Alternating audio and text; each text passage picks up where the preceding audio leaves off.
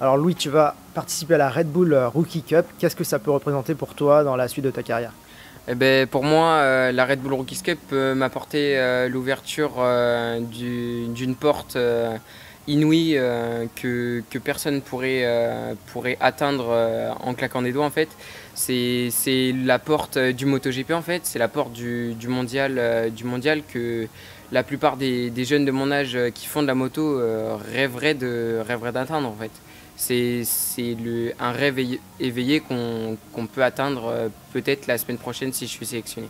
Alors l'avantage, c'est que vous partez tous sur un pied d'égalité parce qu'il n'est pas question de moyens comme c'est souvent le cas dans les sports mécaniques.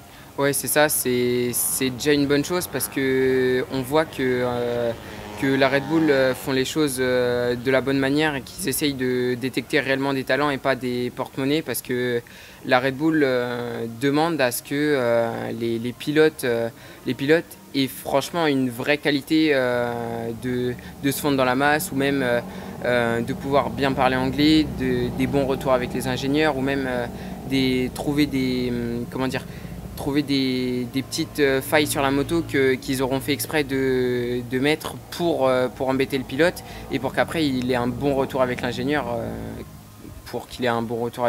et que l'ingénieur soit d'accord avec toi et qu'il te pousse vers le haut pour la section en fait.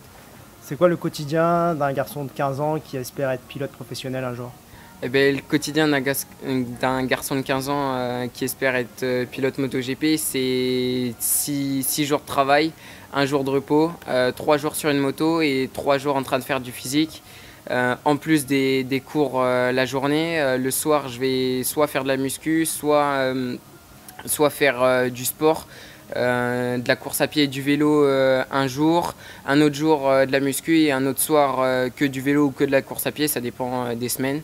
Et après 3 jours sur la moto, le mercredi, le samedi et le dimanche pour optimiser les performances. En fait. Est-ce que tu as un pilote modèle sur le plateau mondial?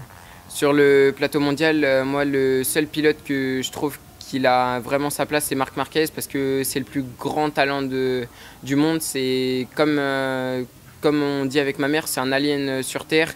Il s'est fait opérer 2 ou 3 fois du bras, il est toujours là. En 2021, c'était sa dernière victoire et là en 2024, il est vainqueur de Grand Prix. Il est 9 fois champion du monde, 8 fois champion du monde, pardon. Et il peut devenir peut-être 9 fois l'année prochaine vu son contrat de 2025.